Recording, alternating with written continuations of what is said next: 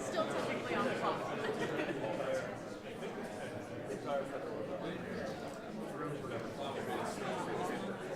That's wonderful.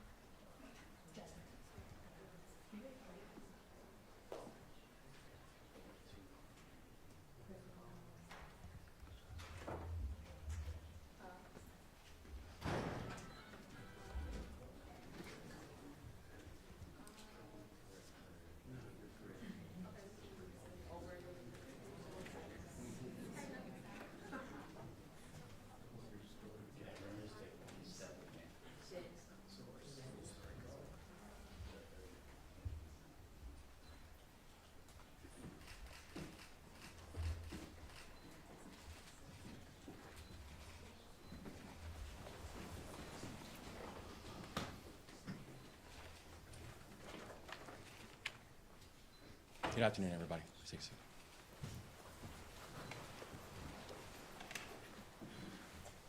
Last November, we gathered here in the governor's reception room after the 2024 election. I talked about how we've been preparing for the possibility of a second Trump term since last February, scenario planning, and pressure testing. At that press conference, I made it clear that we would seek common ground with the new administration on areas of agreement. But I want to be very clear. While I will work with anyone, I will bow down to no one. And what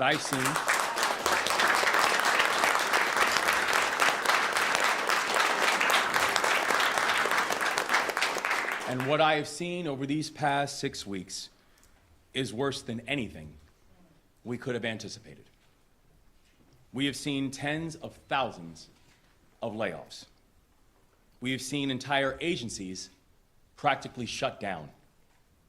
We have seen chaos and uncertainty all across our state At this point, we anticipate almost all probationary workers in the federal government either have been or likely will be laid off. And in Maryland alone, that amounts to around 10,000 people. People who have raised their hands to serve. People who have taken an oath to protect this country and its people, and people now whose livelihoods are on the line because of someone who was never willing to take that same oath. Last night, a federal judge ruled that many of these terminations are unlawful, and we are watching that case very closely. But I fear the arbitrary cuts and firings that we have seen over the last 6 weeks, that they are just the beginning. So here in Maryland, these draconian moves could lead to tens of thousands of jobs lost, hundreds of thousands of lives disrupted, and a cratering of tens of millions of dollars in income. Now, my background is I was a soldier. And I know that in the Army, they teach you that if you get attacked, you don't just sit there and take it. You mobilize. And in Maryland, this is our moment to mobilize.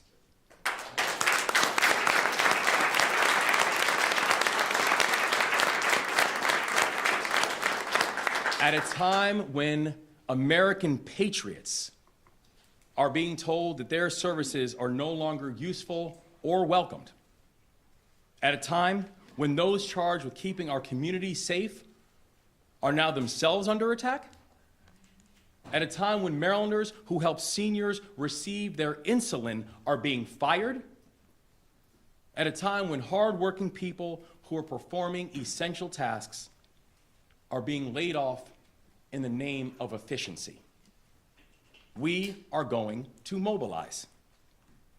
And we cannot control the actions of the White House, but we can control on how we respond to the actions of the White House. And that's what we're here to talk about today. I've long said that this administration will lead being mission first and people always. This moment is no different. Our top priority is to protect Marylanders, and that includes protecting those who are affected by these arbitrary cuts from Washington.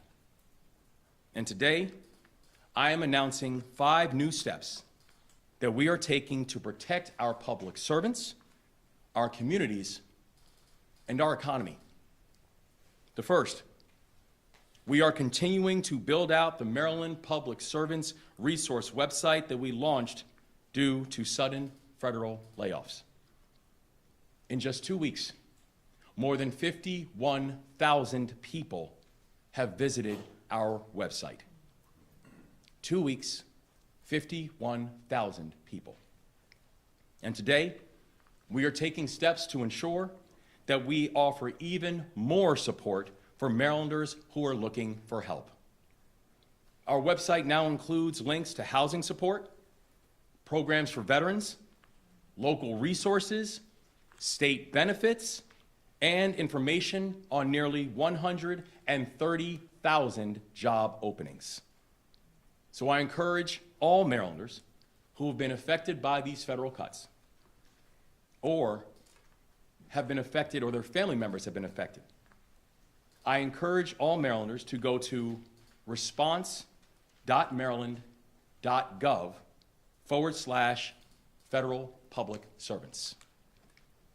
The second, we are launching a campaign to connect federal workers with jobs in education. Maryland is facing a severe teacher shortage, and we need to fill more classrooms with qualified teachers.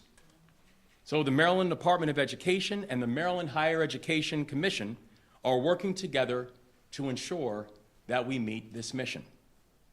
We are going to be uplifting and highlighting resources that empower federal workers to pursue and obtain their education licensure.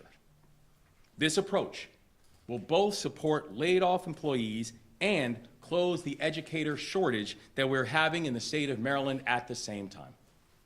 And I encourage Marylanders who are interested in this opportunity to visit teach.maryland.gov.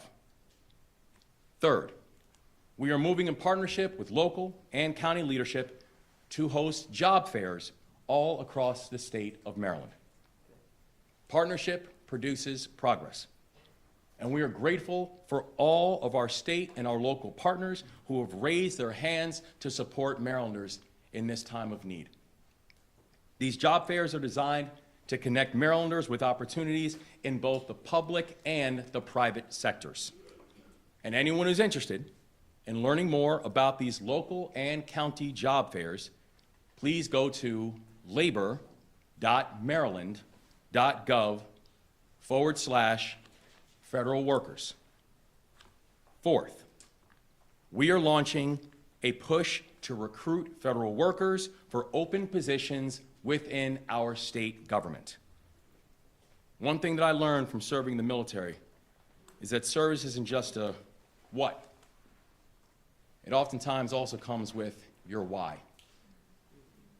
Our federal employees, they want to continue serving. They want to continue leading. And these arbitrary firings that have come their way are not only unfair, they are impacting our national security, they're impacting our global competitiveness, they're impacting our way of life. And I want to make it as easy as possible for them to continue to serve and to serve the people of this state. So on March 7th, we will host a virtual information session about state jobs. That initial kickoff will be followed by a joint in-person job fair in Prince George's County and Baltimore City.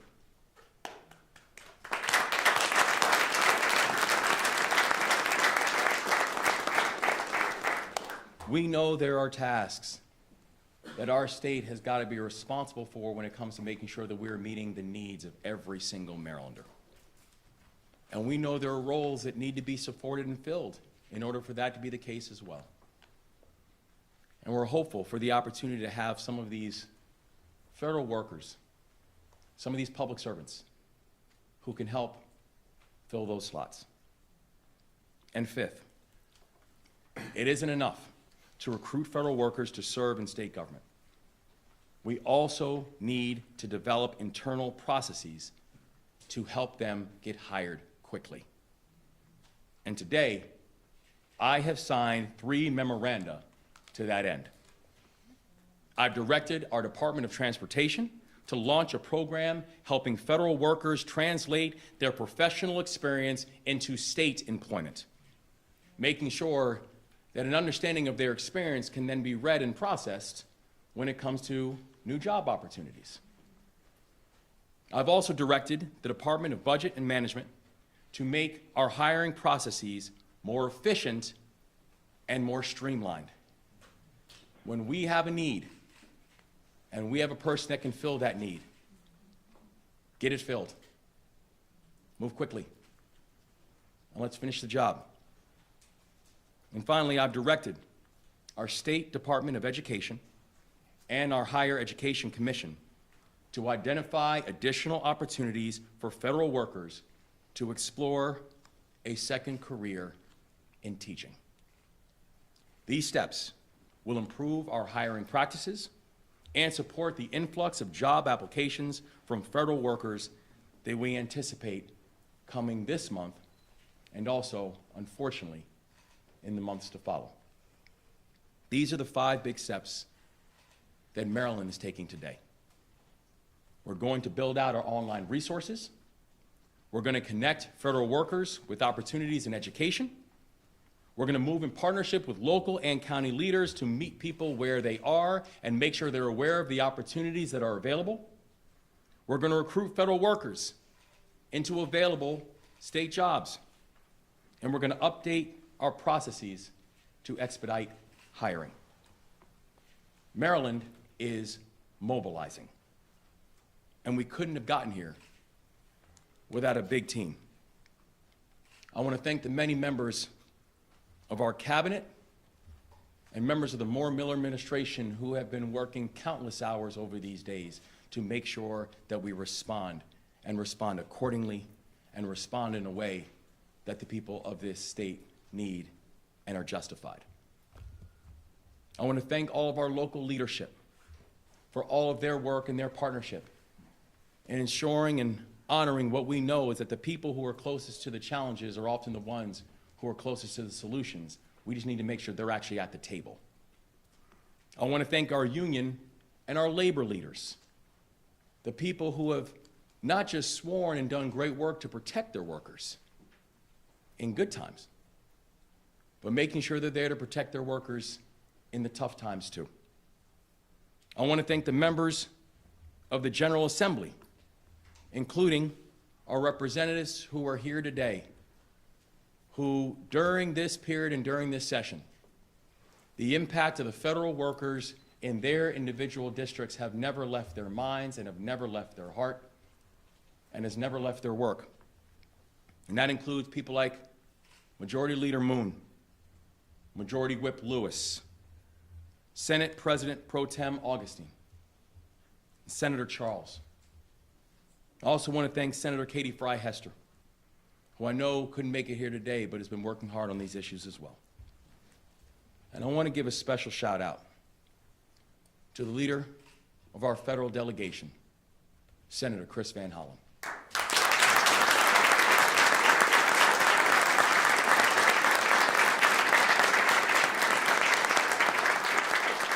Senator Van Hollen has been nonstop. And not just speaking truth to power, but in making sure that no Marylander is left behind. And we could not be more grateful to have a federal delegation like we have in the state of Maryland, and a federal delegation that is led by such an extraordinary leader and friend like Chris Van Hollen. That the Marylanders who are gathered here today in this room, we are gathered here to do the work.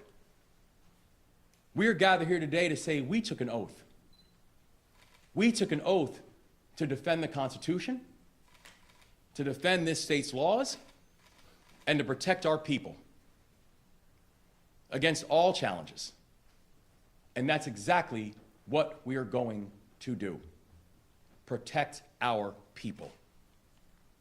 But we know that we can't do it alone. We need everyone to help us mobilize in this moment. Our nonprofit partners who support those in need, I'm asking them to mobilize. Our private sector partners who always are looking for new talent. I'm telling you, you got a lot of talent in our federal workers here in the state of Maryland. I'm asking you to mobilize. To our grassroots leaders who want to support their communities, I'm asking you to mobilize. And yes, to our federal workers that have been unfairly laid off, I'm asking you to mobilize. I want to end by acknowledging some of the federal workers who are here with us today. The people who are here because they're sharing their amazing and remarkable stories, but frankly, people who I said when we had a chance to meet with them back here, I'm very glad to be with you. I just wish it was under better circumstances. I wish it wasn't our federal government is the reason that you're here today. We each had a chance to listen to their experiences. And I had a chance to speak to Madeline, who grew up in Ellicott City. And 10 months ago, she landed her dream job with the National Park Service, working at Fort McHenry to protect and preserve our state's history and our state's culture. On Valentine's Day, Madeline and 5 of her colleagues were fired via email without any warning. And maybe most offensively, we're told that the reason for her firing had something to do with her performance, which is the standard language that many of our people are getting. We heard from Darnice, who was a Marylander by choice. Her family moved here when she was 11 years old. Darnice has been working at the Department of Health and Human Services, helping manage large federal grants earmarked for building construction. She went to her computer and she tried to log on to her work accounts last Tuesday and realized she was locked out. When she tried to file a ticket with IT, that's when she was told, without warning nor justification, that she had been terminated. We heard from Eric. He's been at the Federal Office of Personnel Management for 25 years, born and raised in Baltimore. He's dedicated his career to recruiting and retaining other public servants around the country. He's a proud member of the American Federation of Government Employees. And by the way, I want to thank all of our AFG brothers and sisters who are here today. Thank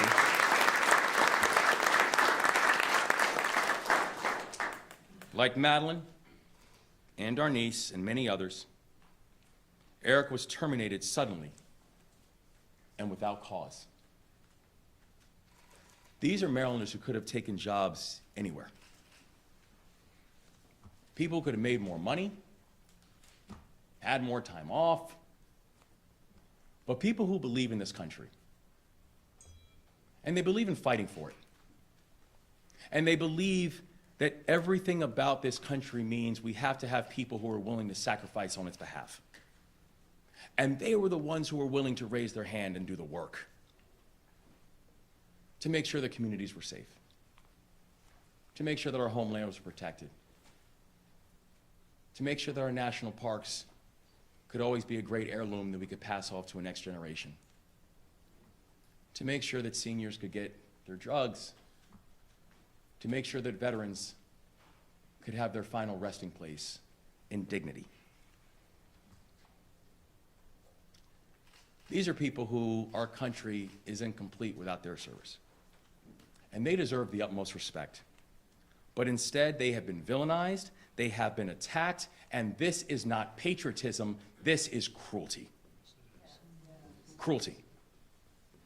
So I want to say to all Marylanders who are here today, I want to say to all Marylanders who have raised their hands to serve, I want to say to all Marylanders who understand that part of the beauty of spending time in this beautiful state, in this beautiful country, is we have an obligation to give a little something back to it. Your service matters, no matter what you're being told right now, particularly by people who have not sacrificed anything for this country. Your contributions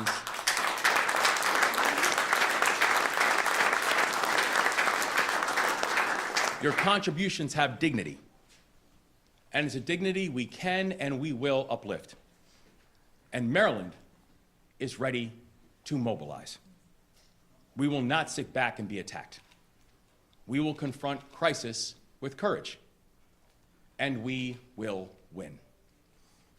Maryland stands with our federal workers. And I'm honored to now have the opportunity to introduce one public servant, one true patriot, someone who defines what it means to sacrifice for this country, because he's raised his hand to be able to serve this country on multiple times. And I want to let him know that this state is now going to stand for you. I'm honored to turn the microphone over to Jonathan Hairston.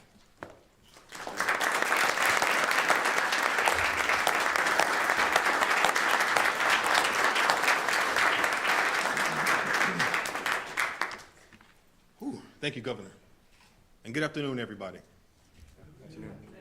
My name is Jonathan Hairston, and I stand before you today not just as a public servant, but as a husband, a father, and as a veteran who has dedicated his life to service, both in uniform and for the federal government. But today, I stand before you as someone who was wrongfully dismissed, left questioning the very system I swore to uphold. On Friday, February the 14th, after hours, I received an email notifying me of my pending termination. and with the federal holiday on that Monday, my termination would go into effect at 5 p.m. on February the 18th, leaving me with virtually no opportunity to respond, seek clarity, or address any of the concerns that I had before my employment was abruptly ended.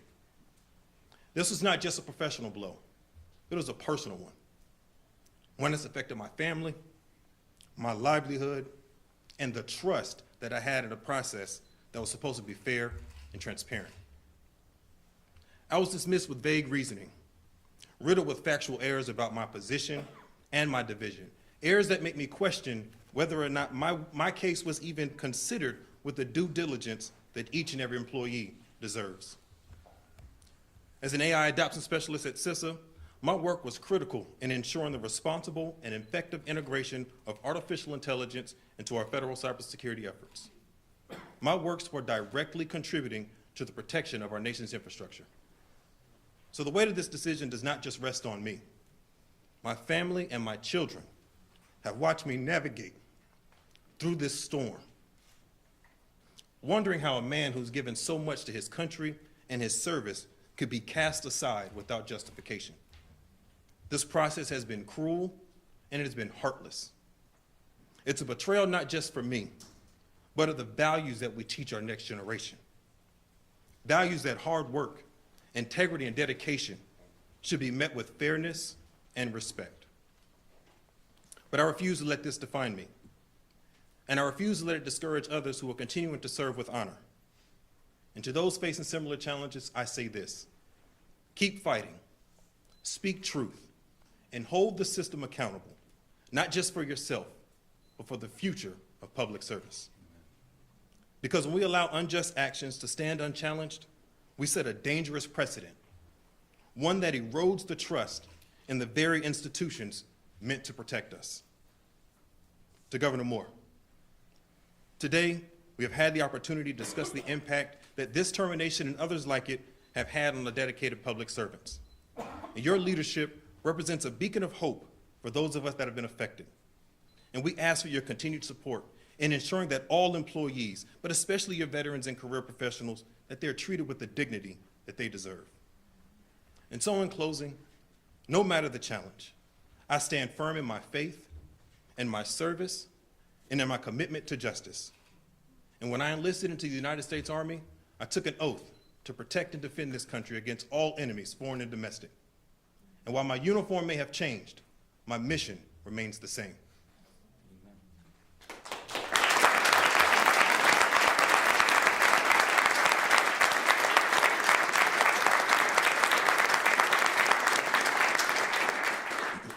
I will continue to fight with purpose, because to fight for what is right is never fought alone.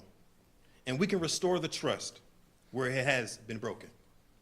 I thank you all for your time, and may justice always prevail. At this time, I'd like to introduce Senator Chris Van Hollen.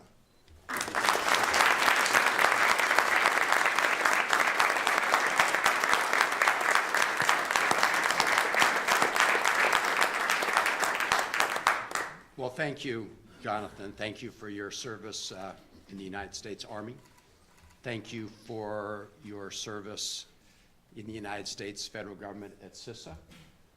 And we are all standing with you today to make sure that we right these wrongs and make sure that our patriotic federal employees can have the opportunity to move forward and support their families and continue to do work on behalf of the American people, and to provide options, if necessary, the state of Maryland. But we are going to be fighting very hard. I want to thank Governor Moore. First of all, I should say, Governor, it's good to be out of Washington, D.C. It's good to get off of Capitol Hill. It's great to join you in the great city of Annapolis, and thank you for your leadership. And it's wonderful to be here as you mobilize Maryland to respond to this spree of lawless actions that we're seeing in the nation's capital and the huge disruption and damage it's doing to our country. It was great to join you when we mobilized together in the aftermath of the collapse of the Key Bridge in Baltimore. We worked together, federal partners, state partners, We have the funding, we have the know-how, and we're going to make sure that we rebuild Key Bridge, just like we're going to make sure that we rescue our country at this moment of peril. So thank you for mobilizing.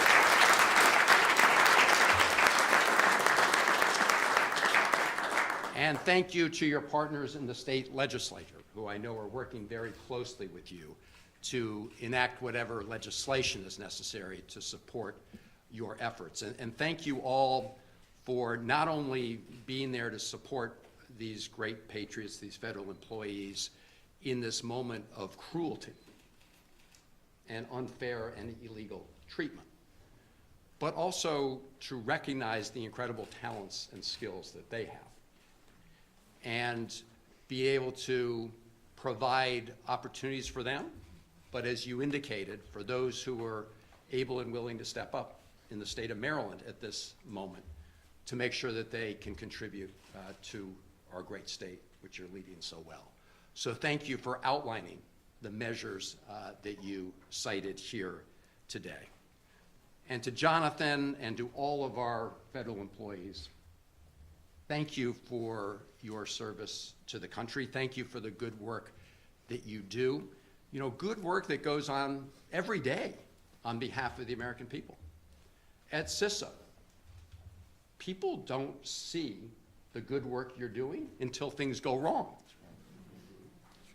You're helping provide security, cybersecurity for critical infrastructure around the country. Again, until something goes wrong, people don't realize the good work that's been doing, but I'll tell you, when that good work stops, things will go wrong. And then, of course, we have, you know, people in Baltimore, Social Security Administration, who are doing great work every day, delivering benefits to the American people. We have people at FDA and others around the country who are food safety inspectors, right? You only hear about something when things go wrong, while every day they're doing so much right for our country. The Federal Aviation Administration, all over the country. You know, we just got the news today about 600 people, maybe more, at the National Oceanic and Atmospheric Administration in Silver Spring, Maryland. So these are people who work for the National Weather Service. They do many important things. But one of the things they do is provide the eyes and ears to America through our satellite systems, gathering data on extreme weather events. They're the people who warn people about hurricanes or tornadoes or tsunamis. They save lives, along with the other work that they do. So it's an absolute disgrace what's happening to those individuals. And of course, it's going to do great harm to everybody in the country who depends on those services. It's also part of a great lie, and Governor, thank you for, you know, mentioning that being a probationary employee has nothing to do with having done something wrong, right? You're a probationary employee when you're new to a position in government, or you could have been 15, 20 years in government and you're new to a job because you got promoted. So this is why they put out the big lie, right? Under federal law, we have due process protections for hardworking civil servants. You can be fired for misconduct or poor performance. So that's why these probationary employees, so many of them got these letters saying, sorry, your performance fell short. Well, turns out that immediately we had a flood of federal employees coming forth with their most recent evaluations that were glowing evaluations about their performance.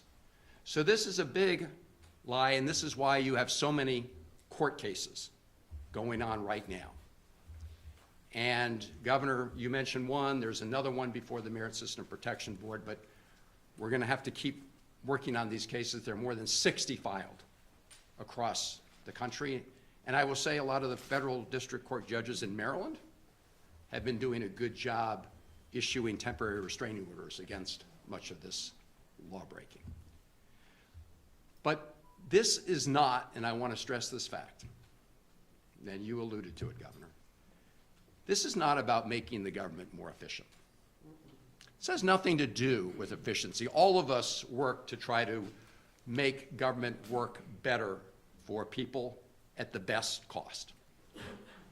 That's not what this is about. If that's what it was about, you would not start by firing all the inspector generals in the federal government.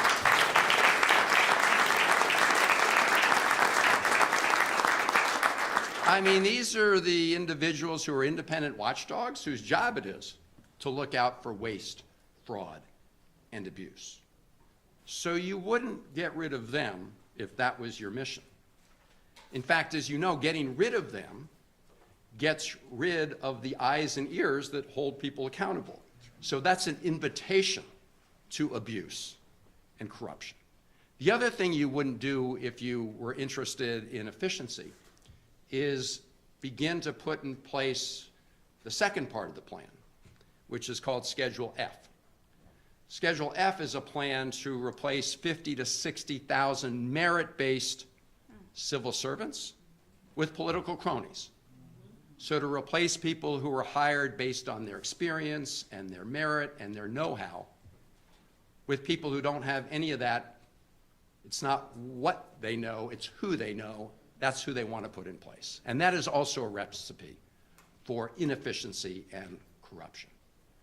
So it is a moment that we do speak truth to the American people about what's happening. And I've said it before, I will say it again. In my view, this is the most corrupt bargain we've ever seen in American history. Elon Musk spent $280 million to elect Donald Trump. And Donald Trump gave him the keys to the federal government agencies. And it's not about making the government more efficient, as we just said. What it is about making the government work better for people like Elon Musk and other powerful special interests. That's what this is about. And that will come at the expense of the work that's done on behalf of all Americans. And we're also seeing them lay the groundwork, and they've been quite plain about this, to claim savings. Of course, their board keeps showing that they're not really making these savings because the government, while it can use reform, is not bloated like they say. But they're going to claim they want to take these savings to provide a big, big tax cut for very rich people like Elon Musk, again, at the expense of everybody else. Everyone else will end up paying for that in one form or another through cuts to important programs. So I want to thank the governor and everybody here in Annapolis for rallying together at this important moment when we're witnessing this assault on checks and balances in the government, an assault on hardworking federal employees, which is an assault on services that benefit all of Americans. And I'm glad we're mobilizing here. In closing, I want to thank the other members of my federal team in Maryland. Senator Alsterbrooks, who couldn't join us today, our House Democratic members. We had a hearing just this past week, the Maryland delegation, Democrats in the delegation, in the Mikulski room on Capitol Hill. She was proud. And we had, as witnesses, the leaders of many of the federal employee unions, and I want to thank all the unions who represent working people, public sector, private sector, the head of AFG, NTU, and others, and a group called Democracy Forward, which is doing good work. And we got an update on the battle in the court. We provided them an update in the battle in the Congress. And I will close with this, because we need to come together, as the governor has brought us here today, to make sure that we do everything we can to win these battles in the court. When you have massive law breaking going on, the first line of defense are the courts. And we've been providing, my office has been providing these lawyers with important information about federal employees, their stories, for standing, passing on whistleblowers. We also need to fight in Congress, and I think all of you know, I'm speaking here now as a member of the Democratic Party. We're 47, 53, House, some majority. We will do everything we can, but recognize at the end of the day, we also need the country to mobilize. So I want to thank the governor for helping mobilize Maryland. But people all over the country are recognizing and feeling this great betrayal. Because Donald Trump said on day one, he was going to reduce prices. Prices are going up right now. But instead, what we're seeing is this other effort to rig federal agencies to do the bidding of very powerful interests. And so we have to mobilize that public opinion. And we have so many wonderful federal employees in Maryland, of course in Virginia, D.C., but 80% of federal employees live outside of that area. And they're like all of them. No, they're not Democrats or Republicans. These are people who go to work every day to make sure that, you know, food is safe and veterans are cared for and all the other work they do. And so they're waking up and their neighbors are finding out that they're fired for no reason. And so people are getting understandably angry, and we need to mobilize around the country. Governor, thank you for mobilizing us here in the state of Maryland to respond to what I see as a clear and present danger.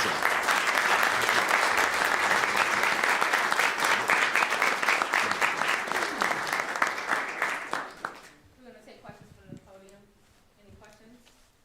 Governor, we've heard from Republicans here in the State House saying that there should be a hiring freeze given Maryland's issues with its budget. Now you're talking about speeding up hiring for federal workers. Can you just talk about the differences that the two parties see on that? No, I don't think there should be a difference in two parties. We need to make sure that we have a government that is efficient, effective, and accountable.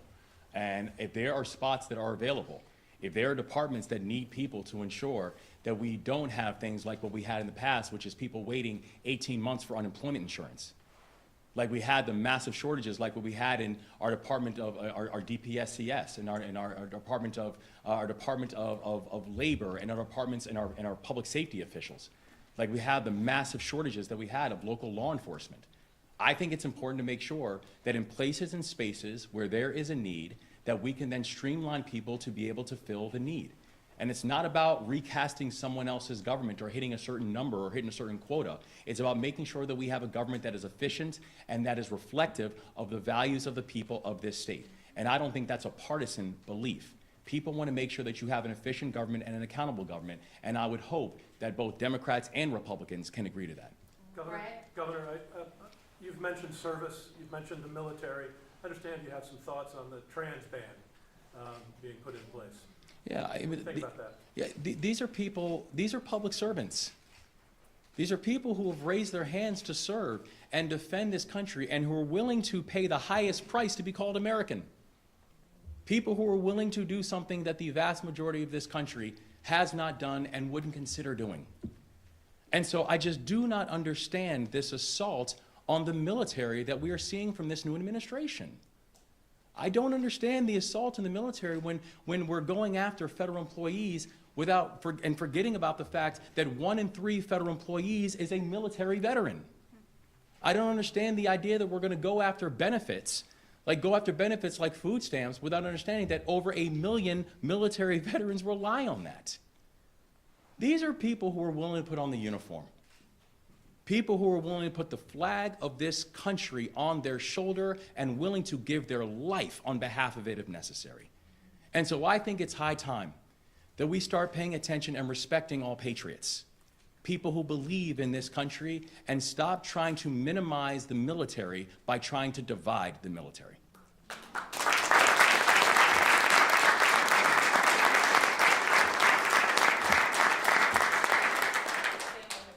Governor, you talked about not trying to hit specific numbers for state employment, but given, I guess with the current job openings and vacancies, and with, you're expecting thousands of unemployed Marylanders through the federal government, I mean, how many people do you think the state agencies can take on as new employees in the next coming months?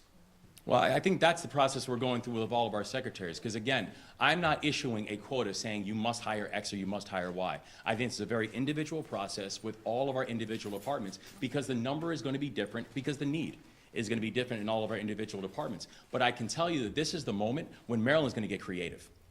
That's why the announcement today wasn't just a call out to our state agencies and our departments. It was a call out to the private sector, saying we have some really talented people who I'm sure you want to know more about. It's a call out to our nonprofit organizations who are doing the work right now to serve and support the people of our state, who are saying there is a lot of talent and people who are true public servants and true patriots who are ready to do the work and who are ready to continue their mission. And so we're asking them to mobilize.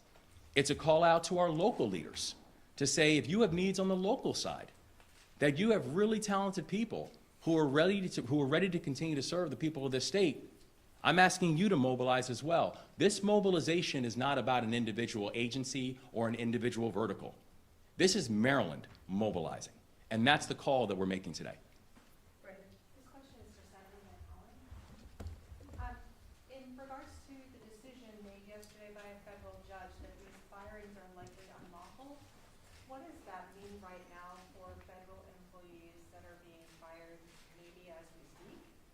And are these lawsuits just throwing sand in the gears, or do they have the potential to block these actions permanently? Well, the short answer is they do have the potential to block these actions on an ongoing and ultimately permanent basis. The case by a federal district court judge yesterday in California applies to probationary employees in certain federal agencies. That case was brought upon on behalf of agencies. So the next step, of course, will be to enforce that judgment. I haven't yet seen whether or not the Trump administration will appeal. They've been appealing the past decisions, but that will then, hopefully the stay will remain in place, the stay on firing, while appeals are considered. There's also this other case, important case, that was brought by the Office of Special Counsel through the Merit System Protection Board on behalf of 6 representative probationary federal employees, with the intention of bringing that as a class action. And the Merit System Protection Board ruled that the firing of those 6 representative federal employees was illegal, did not go through the right process. So I do believe that when you look at these cases, they will provide the kind of safeguards and checks and balances that were intended to be put in place in order to protect a merit-based civil service against rampant politicization. Now, the ultimate question will come as to whether or not President Trump and their administration obey federal court orders. So far, they've stretched them. They've done some bobbing and weaving, but they haven't outright defied a court order. If that happens, when it happens, it's going to be very important that everybody recognize that another barrier has been crossed, and I really hope people from across party lines will come together, because if you knock out all the blocks of all the checks and balances, you really are talking about somebody who has absolute power, and that is not what our country was designed to be. Governor, during this budget season, and talk about should we hire, should we freeze, a lot of comparisons are being made to neighboring states. And I want to know if you have a reaction to Virginia's lieutenant governor saying, "Don't Maryland my Virginia." I hadn't paid attention to what she said. I'm too busy working to. No, listen, and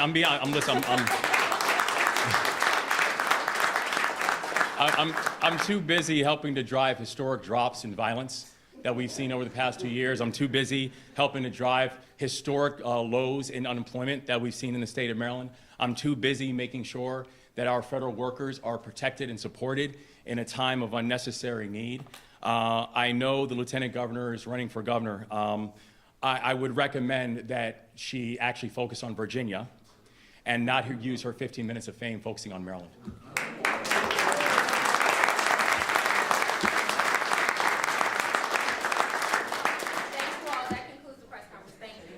Thanks, guys. I was going to say. That was good. I was going to say. That's right.